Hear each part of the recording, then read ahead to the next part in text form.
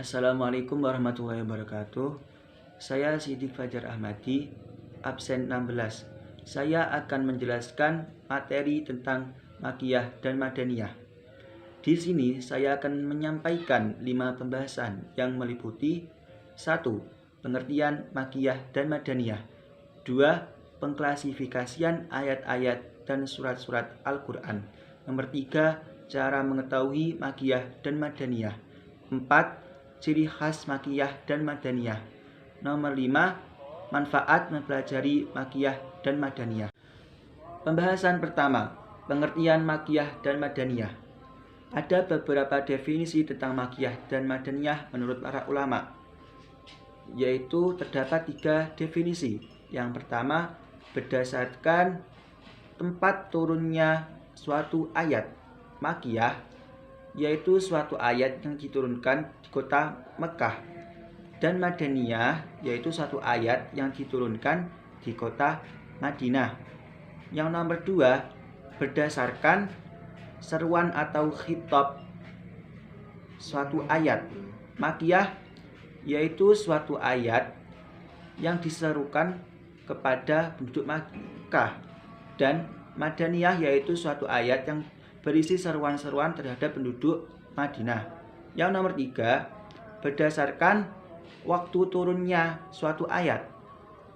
Makiyah yaitu adalah suatu ayat yang diturunkan sebelum Nabi hijrah, dan Madaniyah yaitu suatu ayat yang diturunkan setelah Nabi hijrah. Pembahasan kedua, pengklasifikasian ayat-ayat dan surat-surat Al-Quran.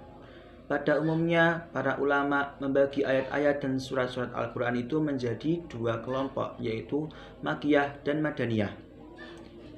20 surat yang termasuk Madaniyah yang disepakati oleh ulama, dan 12 surat yang masih diperselisihkan, dan 82 surat Makiyah yang disepakati, dan jika dijumlahkan totalnya itu adalah 114 surat.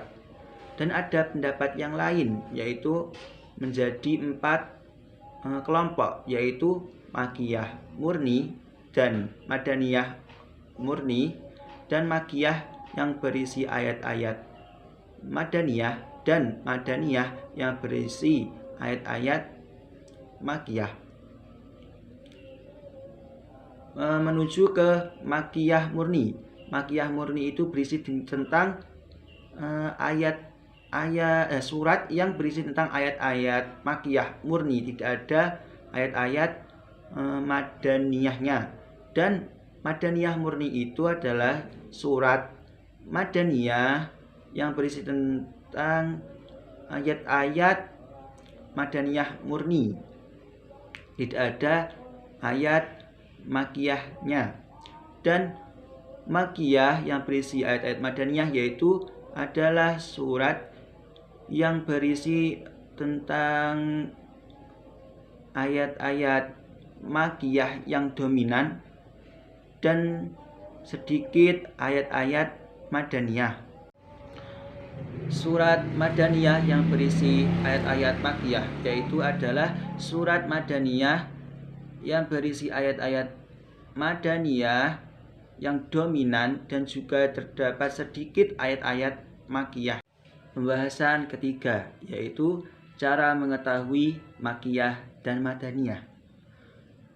Untuk mengetahui Makiyah dan Madaniyah itu terdapat 2 metode, yaitu yang pertama metode Simai Naqli, yaitu metode yang merujuk pada riwayat para sahabat terdahulu. Dan yang cara kedua yaitu dengan qiyasi ijtihadi, yaitu yang didasarkan pada ciri-ciri Makiyah dan Madaniyah. Misalnya, apabila surat Makiyah itu terdapat ayat-ayat Madaniyah, maka ayat tersebut Madaniyah. Dan juga berlaku sebaliknya, yaitu surat Madaniyah yang berisi ayat-ayat Makiyah, maka ayat tersebut Makiyah. Pembahasan keempat, ciri khas Makiyah dan Madaniyah. Surat Makiyah memiliki ciri-ciri. 1. Ayatnya pendek-pendek, cenderung ringkas.